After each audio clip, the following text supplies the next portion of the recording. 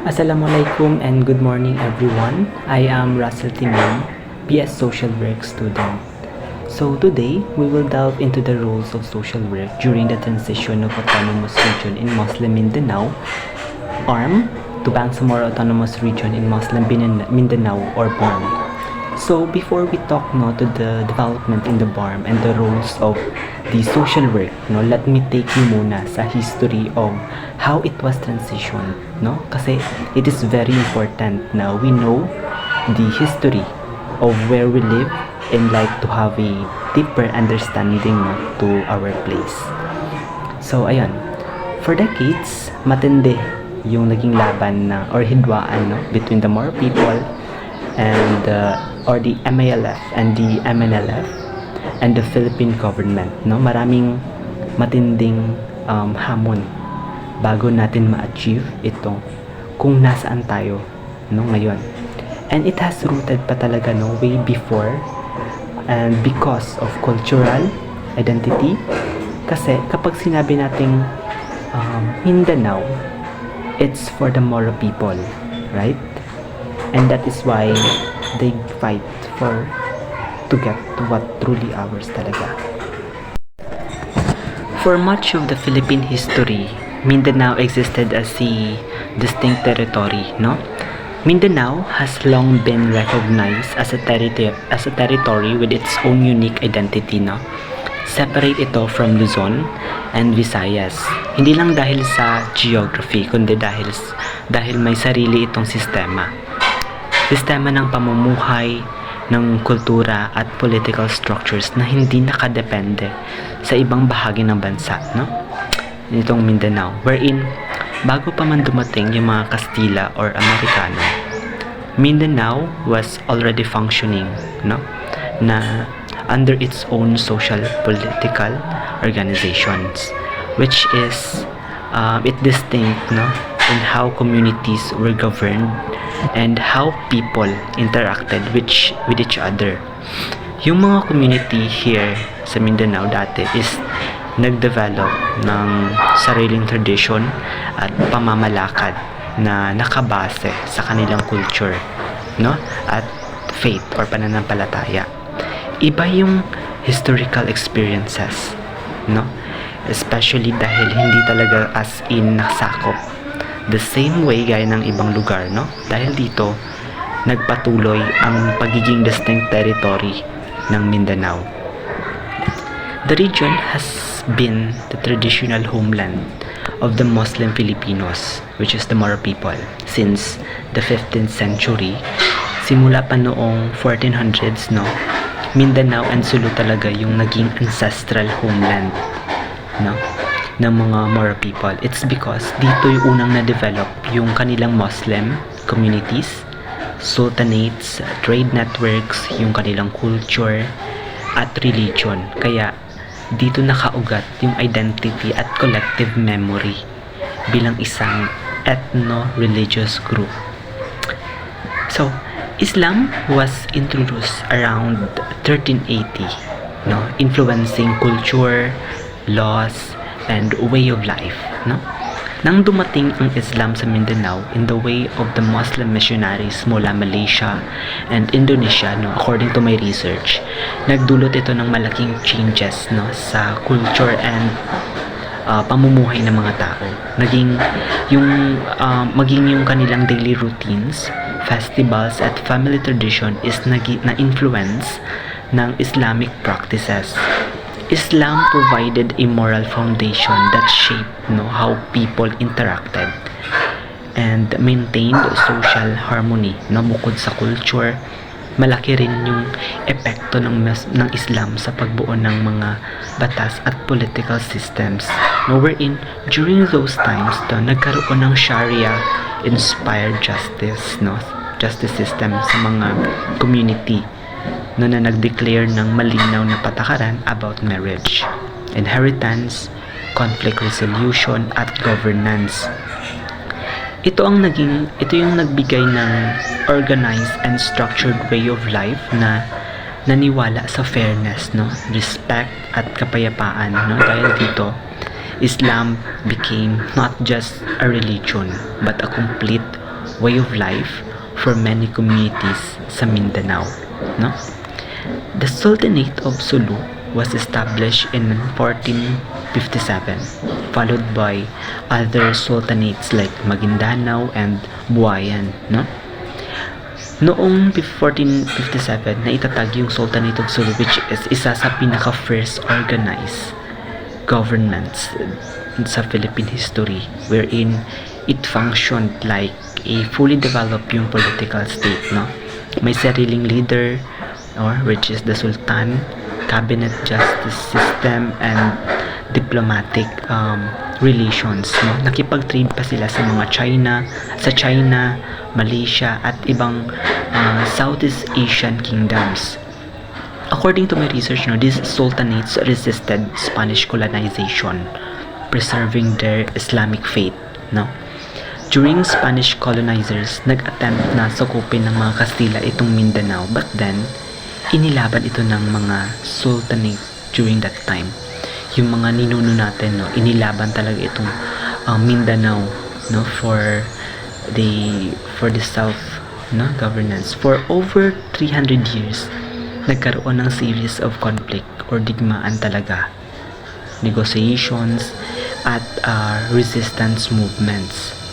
The sultanates, no, fought not just for territory, hindi lang sa teritoryo yung pinaglalaban talaga dito, but for identity, no, yung identity, yung relihiyon, yung political autonomy, wherein their strong military leaderships, strategic fortifications, and knowledge of the terrain helped them na ma-maintain yung independence longer than most of other parts of the Philippines, no?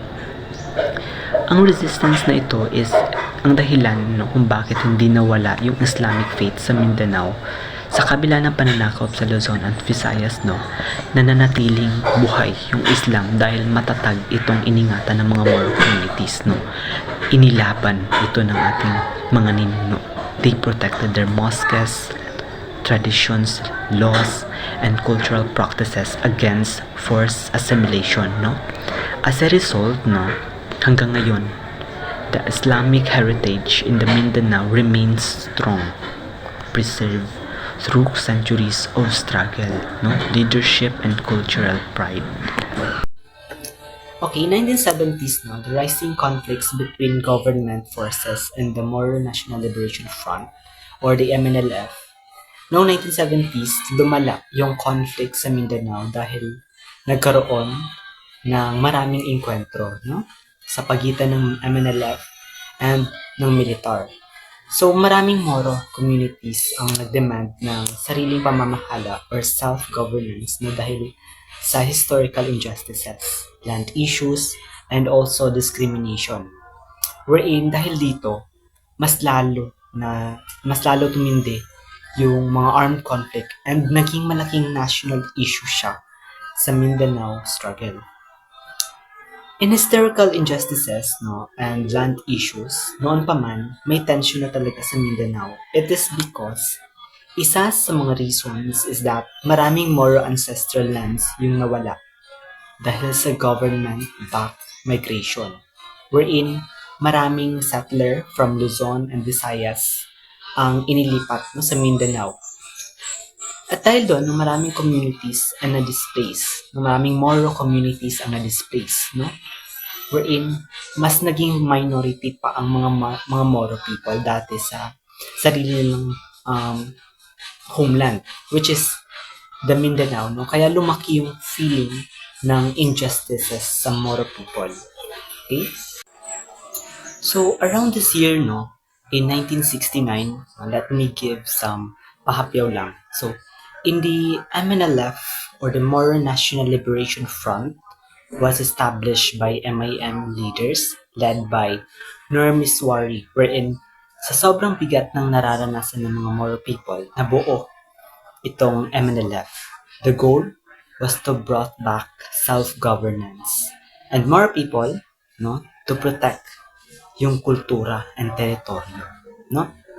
The following years, around 1970s, ang daming namatay na mga Muslim, no, wherein in 1971, President Ferdinand Marcos ordered a ceasefire sa Sulu, Palawan, and kasali na rin yung Mindanao Islands. And napakadaming Moro people ang namatay. In 1972, President Ferdinand Marcos naman declared a martial law and kasali ang Mindanao Islands. And we all know that during those times na laganap yung human rights, di ba? Human rights abuses, with some reports citing thousands were killed and na-displaced, and karamihan sa kanila is mga Muslim. President Ferdinand Marcos proclaimed the creation of an autonomous region in the southern Philippines, but this was rejected in a plebiscite, wherein ang layunin kasi nito is bilang response sa lumalang conflict sa Southern Philippines para mabigyan ng mas malaking control yung mga Moro people sa sarili nilang lugar. Pero nung pinaboto yung mga tao, hindi pumasa itong proposal dahil maraming areas ang hindi kumbensido, o hindi man lang sumang-ayon sa terms ng autonomy. Kaya hindi natuloy yung supposed autonomous region noong panahong iyon. And the tension remained pa din. Okay. In 1979, Batas Pambansa number 20 created a regional autonomous government, covering the western and central Mindanao regions, wherein para siyang mini version ng autonomy na gusto ng national government. May sariling regional leaders, pero limited pa rin yung mga powers. Kahit na nakatulong ito, hindi pa rin ito na-address ng buo yung demands ng Moro groups. Kaya tuloy pa rin yung peace talks and negotiations sa mga susunod na taon. And that would be all for my part. Thank you. Good evening everyone, my name is Mojir Musari and my topic is Establishment and Principles of the ARMM. Establishment of the ARMM. Formally established on August 1, 1989 through Republic Act No. 6734, also known as the Organic Act. This was done to fulfill a constitutional mandate to create an autonomous region for Muslim Mindanao. The creation aimed to recognize and address the unique cultural, historical, and political identity of the Muslim population in Mindanao. Intended to provide self-governance in areas such as governance, economic development, and cultural preservation. So, ang Autonomous Region in Muslim Mindanao or ARMM, ginawa siya through Republic Act No. 6734 on August 1, 1989. Ginawa ito dahil to fulfill a constitutional mandate, which is ito yung ang paglikha ng isang autonomous region para sa mga Muslim sa Mindanao. The creation recognized the unique cultural, historical, and political identity of the Muslim population. Halimbawa, ang ARMM allowed Muslim to preserve their traditions and governance system habang nananatili bahagi sila ng Pilipinas. It was intended to provide self-governance in areas like economic development, cultural preservation. Ibig sabihin, ARMM could manage local programs tulad ng agricultural development or cultural schools without needing approval from Manila. So in short, ARMM was established to give Muslim Mindanao a voice and autonomy habang pinapanatili ang unity ng bansa. Powers and principles of the ARMM. Republic Act 9054, date unclear but applies to ARMM, states that ARMM shall remain an integral and inseparable part of the national territory of the Republic. The President exercises general supervision over the regional governor. The regional government can create its own sources of revenue and levy taxes, fees, and charges, subject to the constitutional provisions and the provisions of Public Act 9054. Sharia law applies only to Muslims and its applications are limited by pertinent constitutional provisions, which is a prohibition against cruel and unusual punishment. First is ang Republic Act 9054. Sinabi is ARMM shall remain an integral and separable part of Philippines. Ibig sabihin na to ay ang ARMM ay autonomous siya pero hindi siya iwalay sa national territory. Second naman is the President exercises general supervision over the regional governor. Kung may batas o policy na nalabag sa Constitution, pwedeng makialam ang national government to correct it. Third naman is yung regional government can create its own sources of revenue. Ang halimbawa nito ay ang ARMM may collect local business taxes, fees, or fishing licenses. Pero limited siya ito ng Constitution at Republic Act 9054. Tapos finally, Sharia law applies only to Muslims. Courts can handle marriage, divorce, and inheritance, pero bawal ang punishment na cruel or unusual, gaya ng stoning or amputation. In short, ARMM has autonomy in governance, taxation, and culture, pero laging nasa loob ng constitutional framework ng Pilipinas. 1996 Final Peace Agreement. Signed on September 2, 1996 in Manila by Manuel Yan and Normiswari. Islamic separatists would turn over their firearms to a third party. The MILF agreed to decommission its armed wing, the Bangsamoro Islamic Armed Forces. So, the Final Peace Agreement, also called as the Jakarta Accord, was signed on September 2, 1996 in Manila. It was between Manuel Yan, representing the government of Republic of the Philippines, and Normiswari of the Moro National Liberation Front. Ibig sabihin nito ay isa siyang formal step to end decades of armed conflict in Mindanao. And also, Islamic separatists agreed to turn over their firearms to a third party.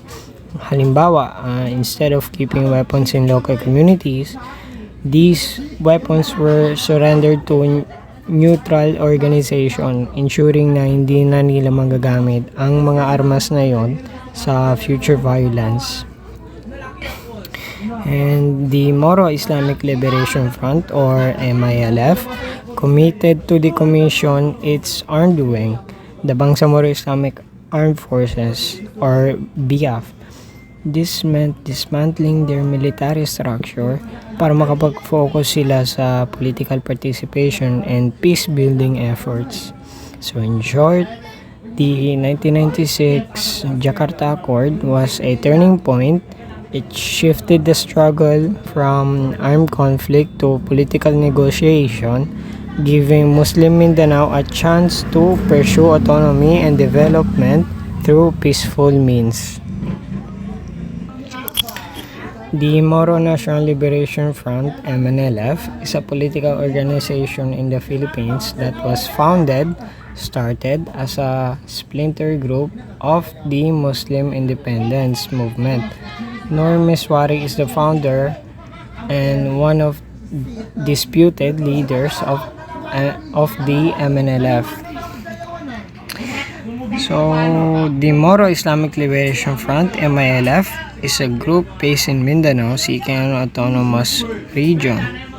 Salamat Hashim was a Filipino militant who served as leader of the MILF. Sabi dito ay the Moro National Liberation Front or MNLF is a political organization in the Philippines. It started as a splinter group of the Muslim independence movement.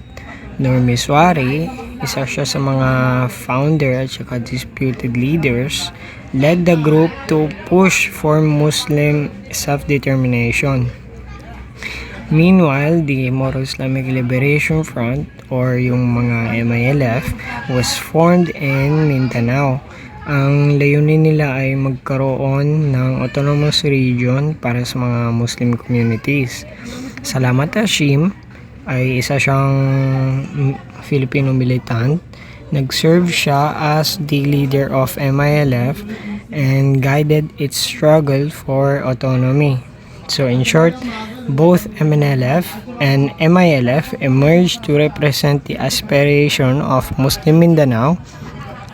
MNLF focusing on political identity at yung MILF naman is pursuit of autonomy and self-governance. So yun lang po yung sa part ko. Maraming salamat. Good day everyone, my name is Mirhani Diduanda Kasan and my topic is about the Moro Islamic Liberation Front MILF and shifting conflicts. Today, I will discuss the relationship between the Moro Islamic Liberation Front or MILF and the shifting conflicts in Mindanao as well as their origins. So, first, the Moro National Liberation Front or MNLF is a political organization in the Philippines that was start as a splinter group of the Muslim independence movement. Si Normis Wari is the founder and one of dispute leaders of the MNLF. So, unang-una, we need to understand that the conflict in Mindanao did not start with the MILF. It exists long before, driven by issues like historical injustices, land disposition, discrimination, and the struggle for self-determination of the Bangsamoro people. So, let's talk about the background of MNLF. The Moro National Liberation Front or MNLF is one of the earliest revolutionary groups in the Bangsamoro struggle.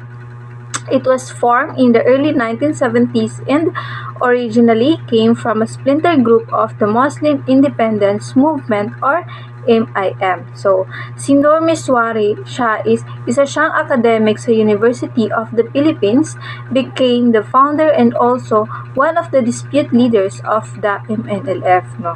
So, ang layunin ng MNLF noon is magkaroon ng hiwalay and malayang estado para sa mga Moro people. The MILF origins naman, however, over time nagkaroon ng internal disagreement sa loob ng MNLF. So, some members believe that the MNLF was becoming too politically oriented and was moving away from Islamic principles. Dahil dito, a more religious-oriented faction broke away. And dito na nabuo yung Moro Islamic Liberation Front or MILF.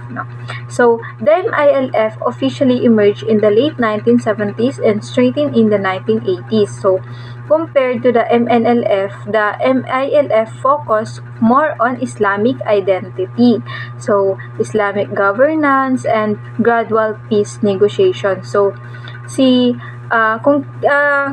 kilala na natin siya, si Ustad Salamat Hashim, is a respected scholar and religious leader, became the founder and key leader of the MILF. So, siya yung nagdala ng ideyang dapat mas rooted sa Islamic teachings ang movement. So, MILF and the shifting conflicts. As the MILF separated from the MNLF, nag-shift din ang conflict sa Mindanao. So, una, from MNLF versus government to MILF versus government after the MNLF signed the 1996 Final Peace Agreement.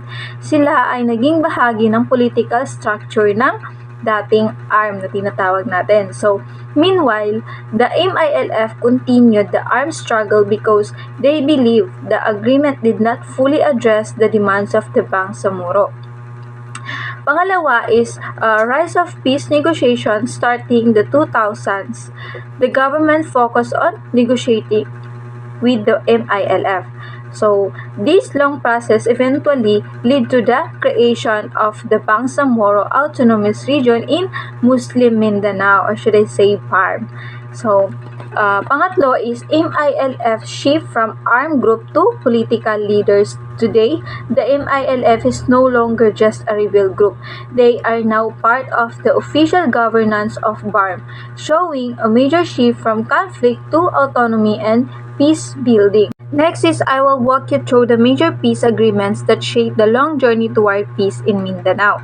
So, we will start from the 1976 Tripoli Agreement, move to the 1997 GRP, MILF talks, and end with how everything came together in the Comprehensive Agreement on the Bangsamoro or CAB. So, una, noong 1976 Tripoli Agreement, let's begin with the 1976 Tripoli Agreement, which can be described as the first big step in acknowledging the struggle of Bangsamoro people. So, noong panahon na to, tuloy-tuloy yung laban ng MNLF and full-scale and ang conflict nila. So kaya nagkaroon ng negotiation sa Tripoli, Libya na nagsilbing unang serious peace agreement between the Philippine government and the MNLF.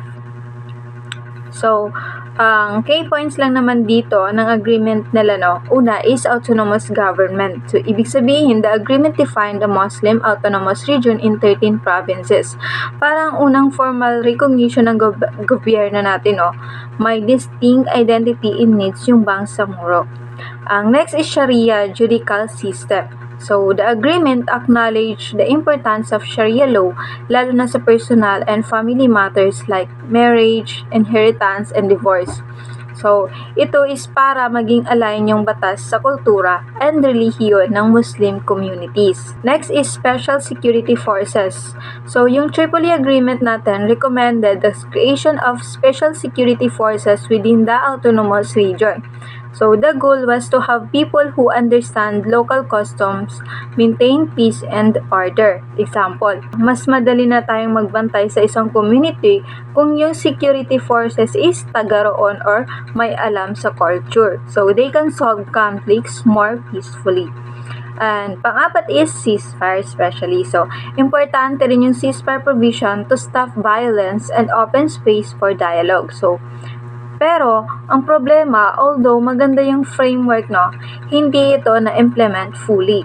Different interpretations and lack of political support lead to renewed tensions and frustration among the Bangsamoro. So, let's proceed on 1997. Ito na yung first formal GRP MILF talks. So, fast forward to 1997, by this time, the MILF, a group that broke away from the MNLF, had become a major force in the Bangsamoro struggle.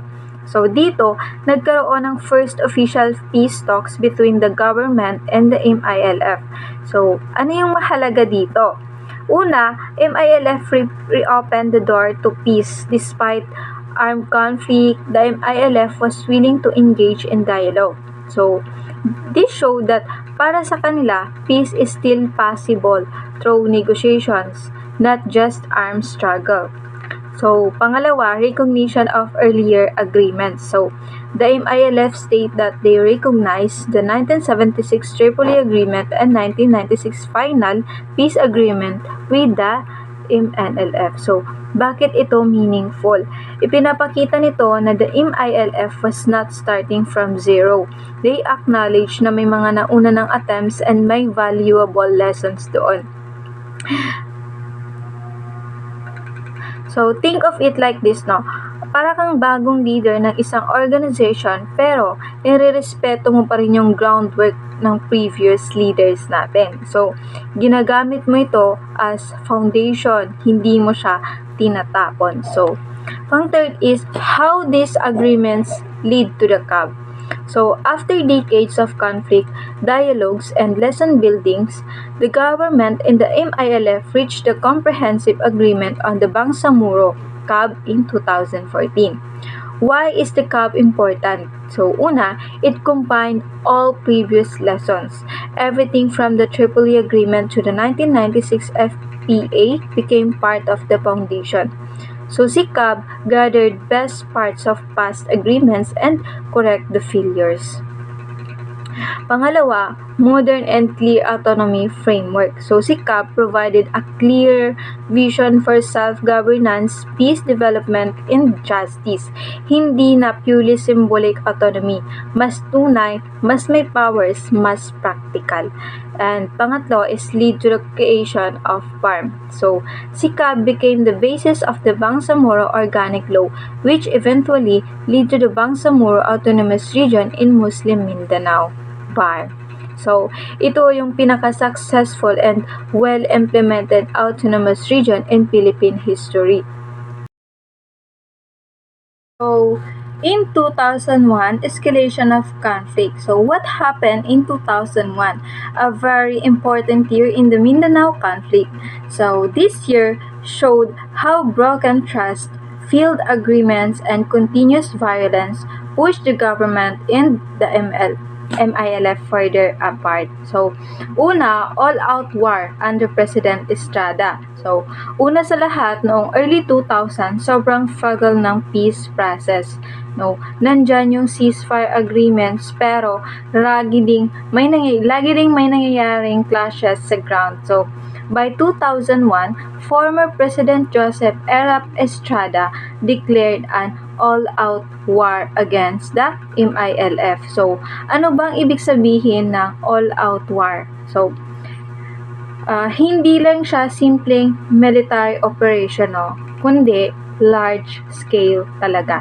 So, the armed forces attacked major MILF camps including Camp Abubakar na isa sa pinakamalaking base na MILF at simbolo ng kanilang political and military presence. So, para siyang kumaga example, may dalawang tao na nag-away pero nag-usap sila na magkasundo. So, pero bigla na lang isang araw, isa sa kanila ay pinasok yung bahay and binaklas lahat ng gamit. So, kahit may usapan sila, no, nasira yung tiwala dahil sa malaking actions na ginawa na yon. So, ganito yung nangyari sa MILF habang inaatake yung kanilang mga kampo. Ano yung epekto sa mga tao, no? Siyempre, libo-libong pamilya yung napilitang umalis dahil sa giyera na nangyari. So, nasira yung kabuhayan dahil iniwan nila yung bahay nila, sakahan nila, yung hayop, and negosyo nila. No? Entire communities in Central Mindanao were caught in fear and instability. So, maraming taga Mindanao yung noong panahon na yun yung naghahanap lang ng normal na buhay. Pero natabunan ito dahil sa gulo, no? And second is MILF left the negotiation table. So, dahil sa nangyaring all-out war, the MILF decided to withdraw from peace talks. Bakit sila umalis? Para sa MILF, no, nilabag ng gobyerno yung 1998 ceasefire agreement. Ang ceasefire is parang kasunduan na huminto muna tayo sa gulo habang nag-uusap. Pero, noong naganap yung military attacks para sa MILF, paano pa kami magtitiwala kung habang may kasunduan, binobomba kami? Halimbawa, again, yung kasunduan nila is wala munang away, walang suntukan, ganon. Pero, habang nag-uusap pa sila, sinusuntok ka na. Siyempre, aalis ka sa usapan na yon dahil hindi ka na safe.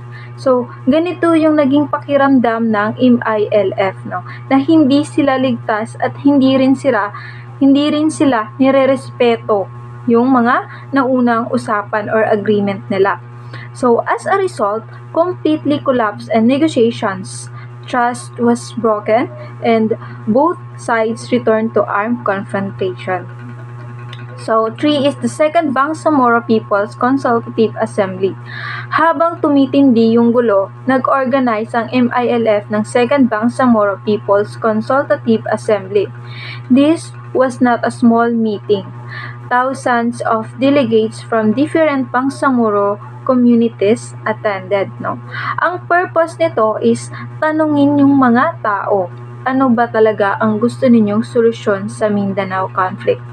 And dito lumabas yung pinakamalakas ng sentiment. The only just meaningful and permanent solution to the Mindanao problem is the complete independence of the Bangsamoro people. Bakit independence ang tingin nilang sagot? Kasi paulit-ulit na yung violence, paulit-ulit yung field agreements, paulit-ulit yung broken promises, no? At dahil dito, maraming Bangsamoro communities ang nawalan ng tiwala sa national government. So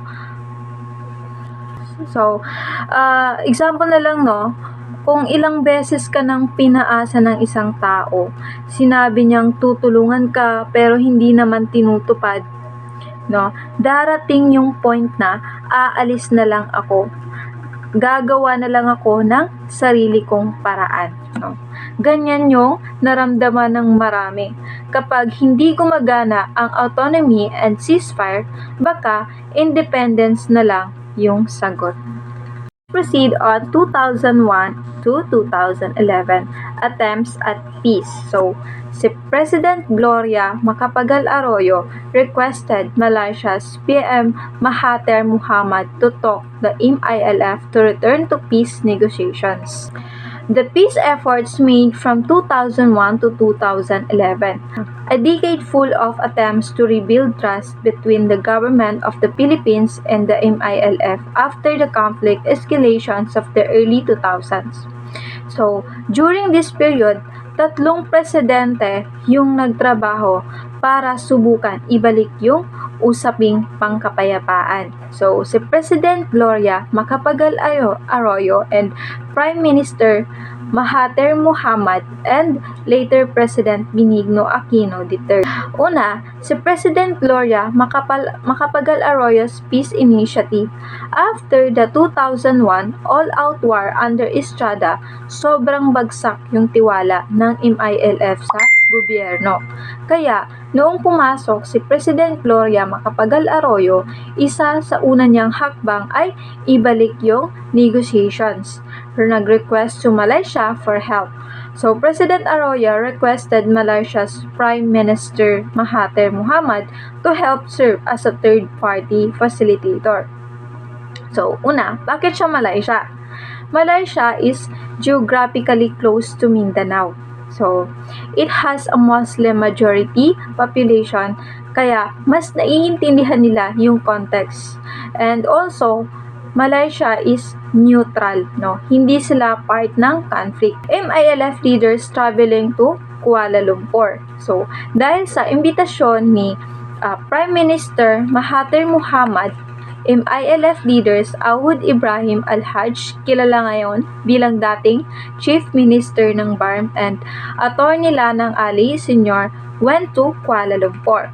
So, this was a big step considering that MILF had just experienced war with the government. Why was this important? It showed openness to dialogue. It was a sign that the MILF still believed peace was possible. It revealed initial trust between both sides. So, example, no, after a long argument, kapag pumayag ang isa na makipagkita sa isang neutral place, ibig sabihin lang nun, handa siyang subukang ayusin yung problema. So, ganito yung naging rule ng Kuala Lumpur Neutral Ground. The 2008 MUA-AD Memorandum of Agreement on Ancestral Domain. By August 5, 2008, both sides were prepared to sign the MOA-AD, which was considered a major breakthrough. Ano ang nilalaman ng MOA-AD? So, it recognized the Bangsamoro ancestral domain.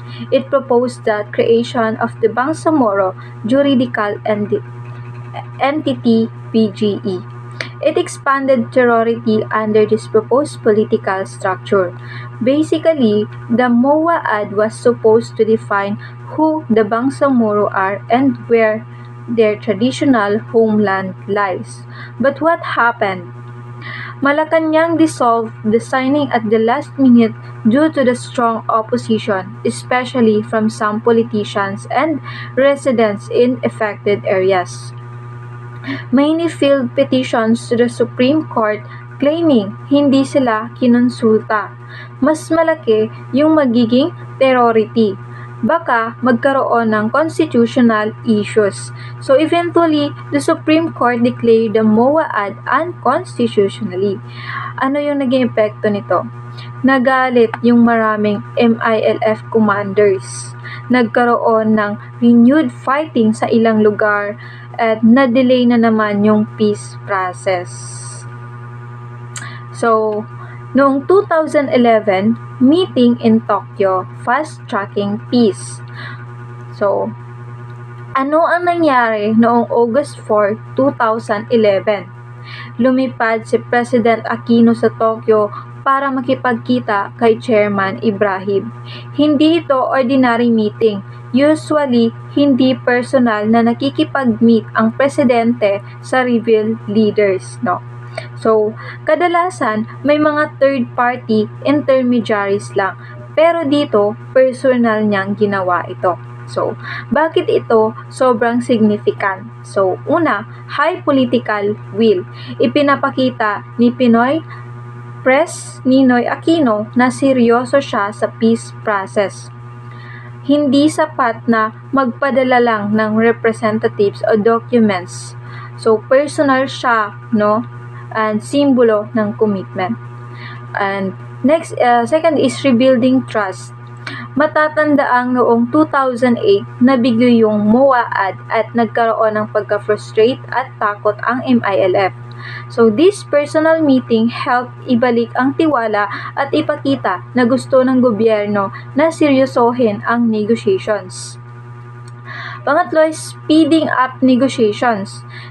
Sa meeting na to, pareho silang nagkasundo na bilisan yung process ng peace talks. Ito yung naging turning point para makarating sa Framework Agreement on the Bangsamoro 2012. Comprehensive Agreement on the Bangsamoro 2014. So, example dito no para mas malinaw. So, example is parang isang teacher and student na nag-away dati or may tampuhan dati. So, imbes na magpadala ng notes o messages sa pamamagitan ng iba, personal na lumapit yung teacher sa estudyante. And yun na nga, sinasabi ng teacher na, sige, ayusin na natin to. And this way, no, mas nararamdaman ng estudyante na seryoso yung teacher and may tiwala silang makahanap ng solution. So, ganito rin yung nangyari sa Tokyo meeting. Ipinakita ni Pinoy ang commitment ng gobyerno. Nagbigay ito ng signal sa MILF na may tunay na intensyon sa kapayapaan at nagsilbing turning point para sa final peace agreements. And that would be all po. Thank you!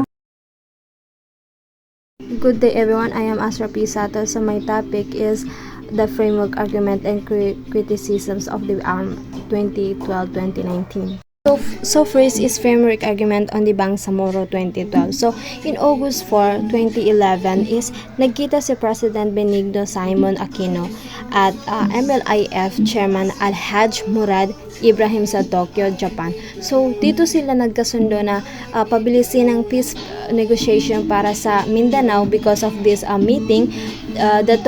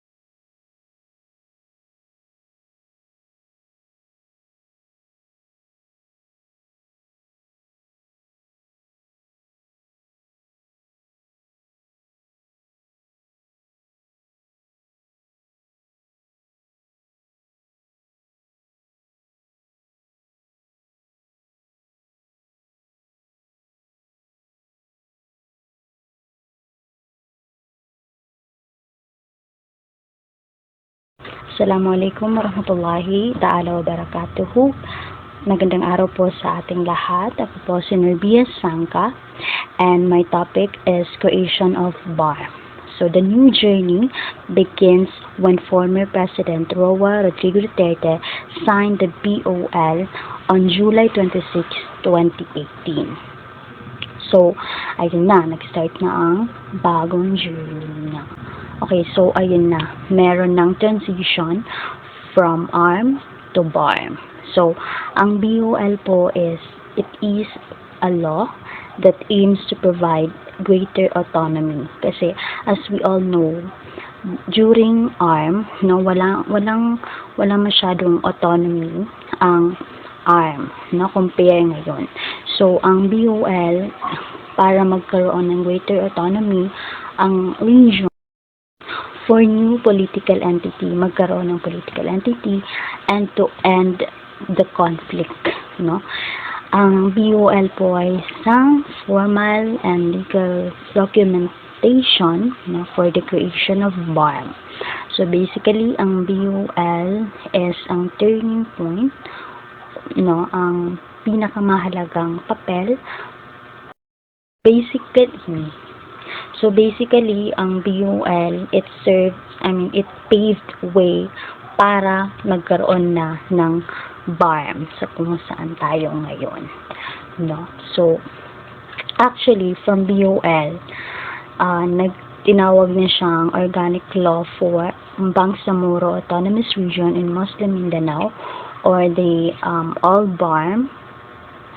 So ang process hindi siya naging madali, kasi kung nakinig po tayo and the previous topic na diniscuss, hindi siya naging madali. It took decades to finally the BARMM was established, no? Maraming mga negotiations na naganap, and also, diba, since ang all BARMM na ratified na siya, then ang all BARMM, it abolished the ARMM, no, the previous ARMM, which according to previous reporter, diba, according to previous reporter, ang ARMM was established through RA 6734.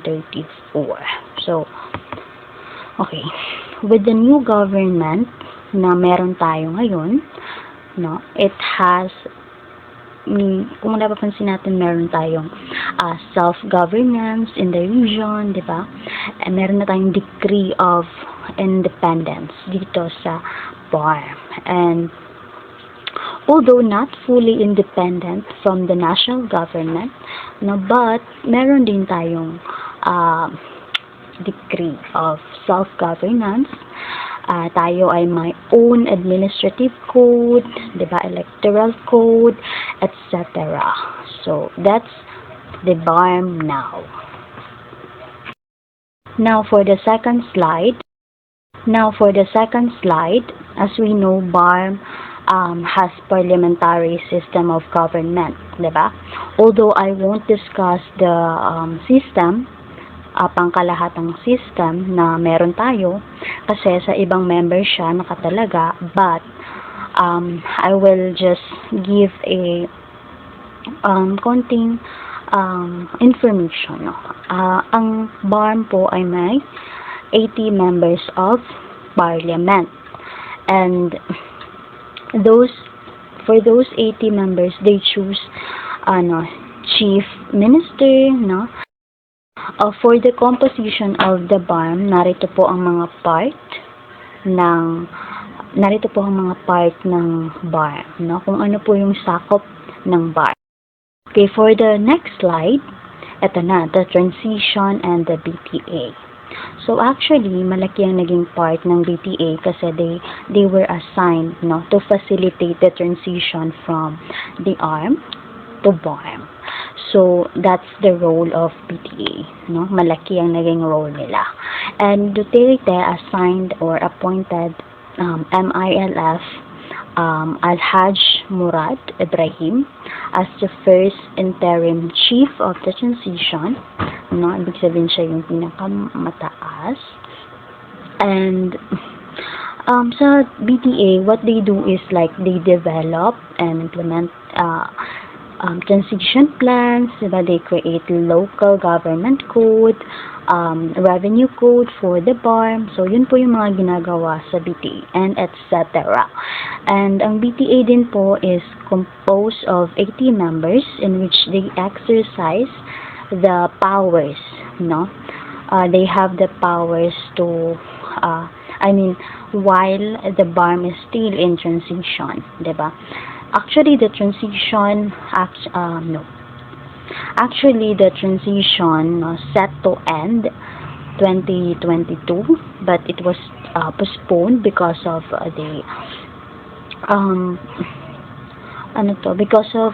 it was postponed because of the pandemic. Basically, hindi po natapos kung ano yung dapat na gawin. Diba, hiring of personnel, diba, pag-implement, ganyan, diba. So, marami ang kailangan gawin. Actually, maraming integration na naganap sa MILF, no, kasi diba, na-appoint na si Al-Hajj Murad and also the other member of the MILF, ganun. So, nagkaroon din ng decommissioning, no, wherein they surrendered the MILF members, they surrendered their armed fires and also tawag siya, nagkaroon ng program for them, no, para tuluyan ng maging ordinary people lang.